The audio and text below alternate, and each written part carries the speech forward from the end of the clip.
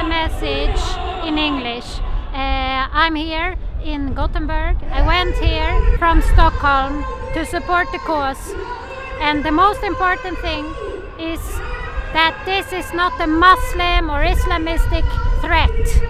This is a cry for help.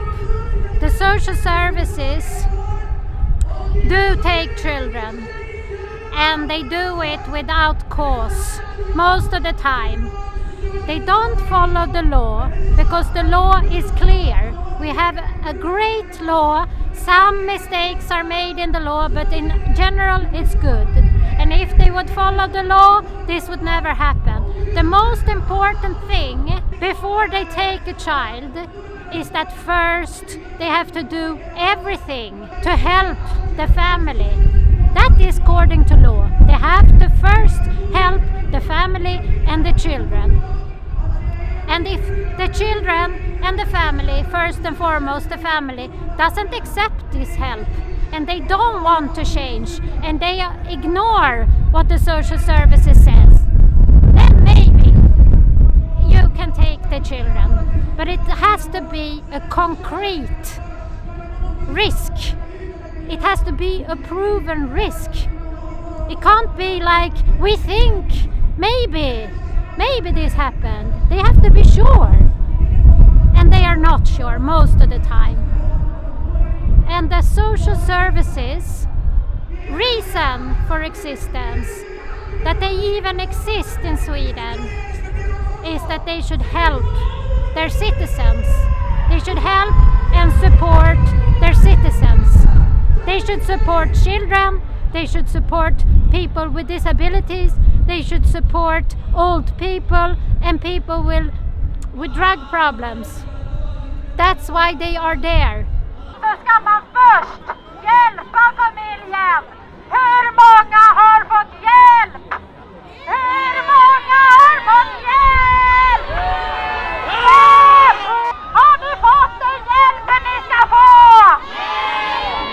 Precis! I have finally, after 2 years, received help. But that help is gonna take, I don't know how long they want to continue with this before they think it's good enough, that I'm good enough. It's not enough that you say, I understand what you're saying. And in my case, what they think I was lacking was attachment, the correct attachment to my children. And one social secretary was with me and my children in one little room for 30 minutes. And in 30 minutes, this social secretary could determine that I have not been able to meet my children since they were born, newly born. She had never met us before, never seen me and my kids before. But she knew after 30 minutes in a little room with a camera and 2 social secretaries staring at you, she knew it, she could see. They couldn't think like, maybe this mother is uncomfortable, maybe these kids are uncomfortable, maybe this situation is strange. And there is an attachment goes to court has been written by 70 of the greatest attachment psychologists and professors in the world. Attachment goes to court.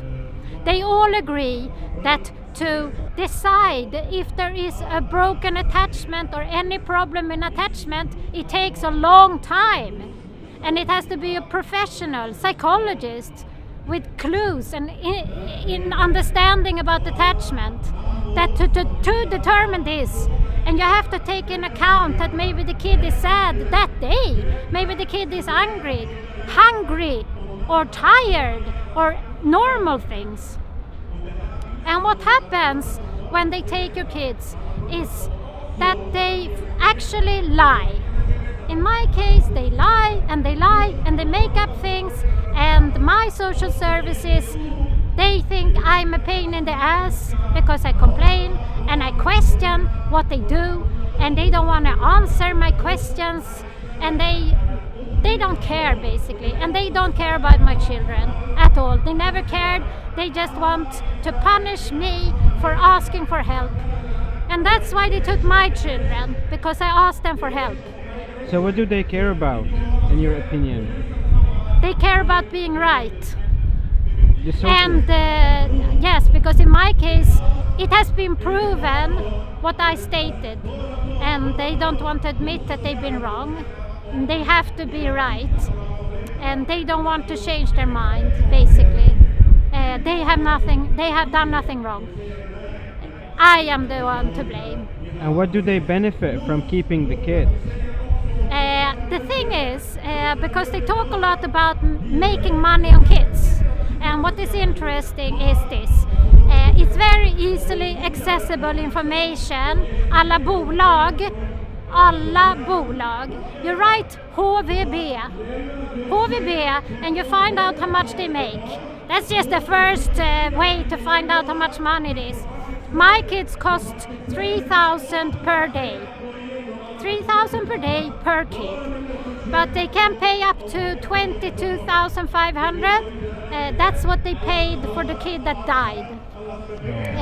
They paid 22,500 for the kid per day for the kid that died, and still there was nobody there, and he drowned because he was on his own.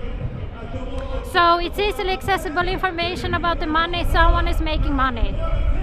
And it's not maybe as easy to see the corruption, because I'm sure it's hidden, and if it's even possible to prove, maybe it's not.